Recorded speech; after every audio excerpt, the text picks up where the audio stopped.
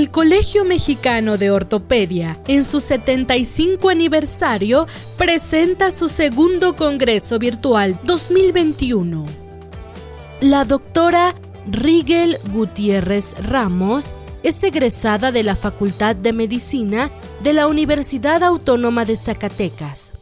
Cursó la especialidad en ortopedia en el Hospital General Joco y cuenta con alta especialidad en cirugía de cadera y pelvis, adscrita por 2 años al servicio de ortogeriatría.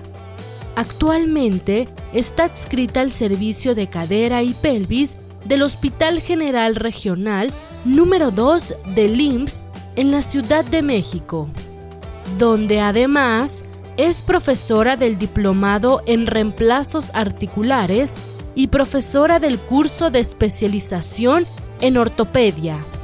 También es profesora de la Universidad La Salle en el curso de preparación para el ENARM, miembro titular del Colegio Mexicano de Ortopedia y del capítulo de ortopedia geriátrica. La doctora Gutiérrez hablará sobre fractura de cadera, valoración geriátrica integral. Hola, ¿qué tal? Bienvenidos a esta participación del capítulo de ortopedia geriátrica. Muchas gracias al colegio y especialmente al doctor Nicolás Durán por la invitación. Entonces empezamos con el tema que cobrará mucho auge en años venideros y sí es muy importante tener en cuenta. ¿Qué es la valoración geriátrica integral?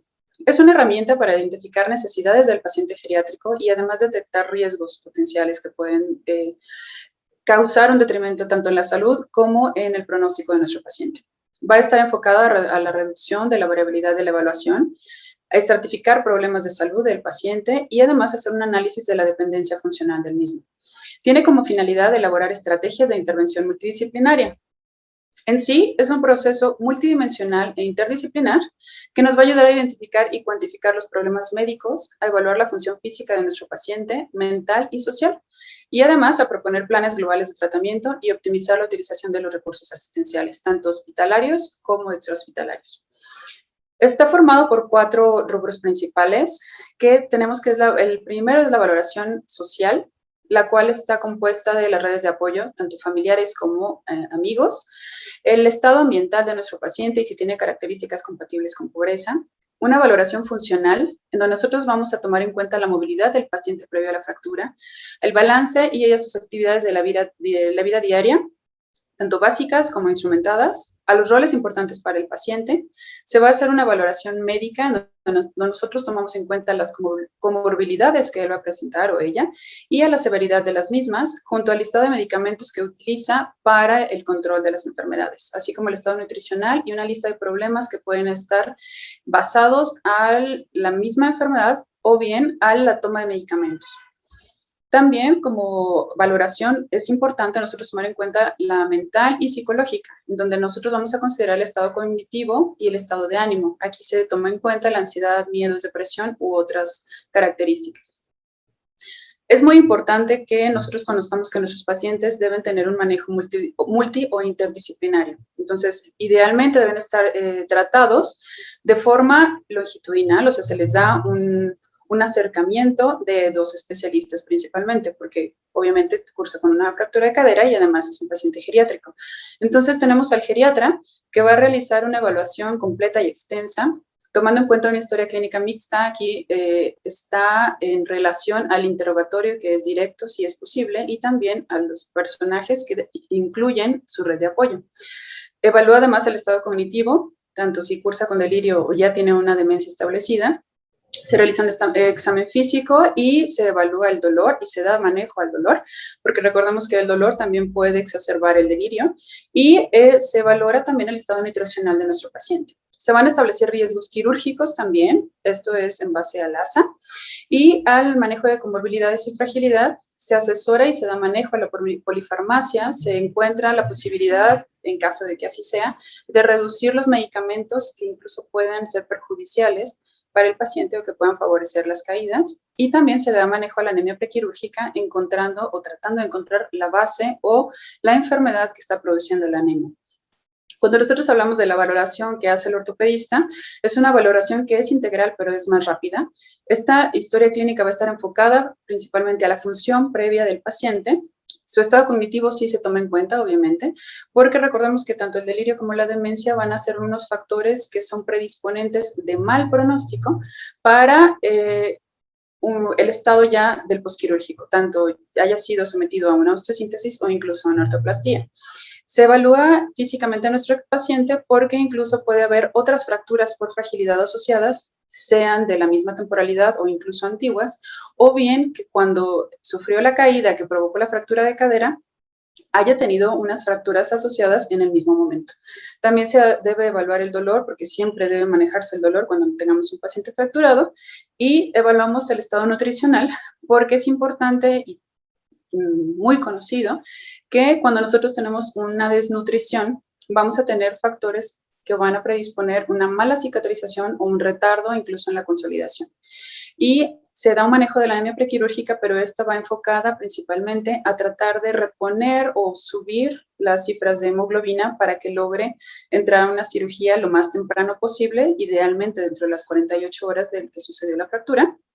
Pero es difícil que el ortopedista propiamente busque las bases o las enfermedades que están produciendo la anemia, como lo haría el geriatra. Entonces, hablando específicamente del estado funcional, junto al cognitivo, se ha visto que es mejor predictor del resultado posquirúrgico que incluso el estado de salud del paciente y las comorbilidades que ya pueda tener establecidas. Es importante que se diferencien las actividades básicas de la vida diaria de las actividades que son instrumentadas, pero también son de la vida diaria, porque una deficiencia en estas actividades pues van a predecir un mal pronóstico.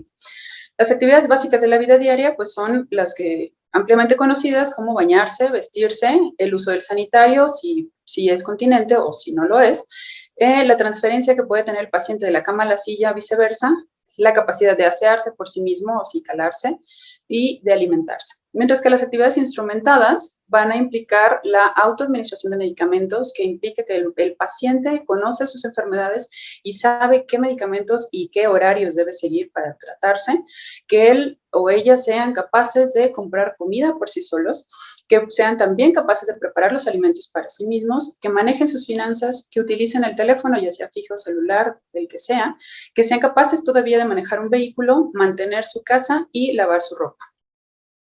Existe una escala que se denomina Nueva Escala de Movilidad de Parker, la cual consiste en una evaluación de la movilidad previa a la fractura. Cuando nosotros establecemos el puntaje de estos 3 rubros de la escala, vamos a identificar que tienen relación a los resultados después de la cirugía. Es muy importante si nosotros podemos hacer el interrogatorio de forma directa o bien del cuidador primario para identificar si nuestro paciente era capaz de caminar dentro de su propio domicilio, si incluso era capaz de salir de su casa, o de hacer actividades un poco más complejas como ir a alguna tienda y comprar sus alimentos o comprar algunas otras cosas. Nosotros vamos a establecer si era capaz de hacerlo sin dificultad, si requería una ortesis de descarga, bastón o andadera, o bien requería ya ayuda de tercero o incluso si era incapaz de realizarlo en absoluto. Cuando nosotros sumamos el puntaje, obtenemos ya sea de 0 a 6 puntos, se estadifica como un puntaje bajo y el puntaje alto va a ser de 7 a 9 puntos. Un puntaje bajo de la escala de movilidad de Parker va a implicar que tiene mal pronóstico y si esto se asocia además a una fractura intertrocantérica, pues va a tener un peor pronóstico incluso para la recuperación de la movilidad básica. ¿Qué quiere decir? Si nosotros tenemos un paciente que de por sí ya tiene puede tener deterioro cognitivo establecido. Si tiene una capacidad nula, incluso para caminar dentro de su casa, o solamente era capaz de pararse, tal vez para auxiliar en su cambio de pañal, por decirlo así, pero no podía hacer otras actividades, y además cursa con una fractura de cadera, pues obviamente después del tratamiento quirúrgico, sea osteosíntesis o sea una artroplastía, es muy probable que ya ni siquiera pueda realizar eso. Y obviamente va en detrimento este pronóstico si se asocia a una estancia hospitalaria prolongada, porque sabemos que también se asocia la estancia larga a morbimortalidad más elevada. Se hizo un estudio de 5,000 pacientes aproximadamente con fracturas de cadera, se establecieron todas las características que tenían estos pacientes y se encontró que a 12 meses posteriores a la fractura de cadera, estas características o esto que está descrito aquí, enumerado, tenían más riesgo de un factor pronóstico malo. Si era un paciente que fuera de género hombre, tenía más mal pronóstico. Si tenía una edad mayor a 85 años, si tenía un índice de comorbilidad de Charlson mayor a 1, si el paciente ya no estaba en su domicilio, si no estaba institucionalizado, si cursaba con una fractura extracapsular, si tenía un riesgo quirúrgico de ASA de 3 o mayor, si ya cursaba con un deterioro cognitivo o si para la movilidad era ya totalmente dependiente, requería asistencia y además si cursaba con un electrocardiograma anormal. Dentro de estas 9 características se identificó que las que tienen más peor pronóstico, a fin de cuentas, fueron que cursara con un electrocardiograma anormal, que cursara ya con deterioro cognitivo, que fuera mayor a 85 años y que tuviera mínima o nula movilidad prefractura. Este es el índice de comorbilidad de Charlson, es un listado de enfermedades que puede cursar el paciente. La ventaja es que ya la tenemos en aplicaciones o incluso en varias páginas de internet. Nosotros hacemos nada más clic en el listado de las enfermedades, se coloca la edad del paciente y la aplicación por sí misma nos va a calificar o dar la puntuación del índice de comorbilidad de Charlson y además nos va a brindar la supervivencia estimada a 10 años. Para terminar, es muy importante que recordemos que la evaluación del paciente geriátrico con fractura de cadera va a requerir mucho más que solamente el diagnóstico radiográfico simple.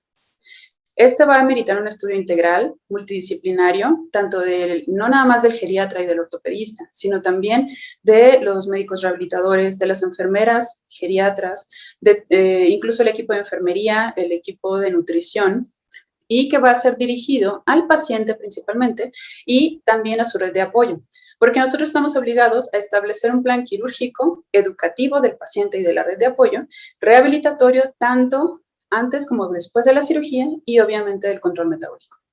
Espero haya sido de su agrado y sirva para escarbar un poquito más en el tratamiento del paciente geriátrico, que poco a poco va en aumento. Muchas gracias.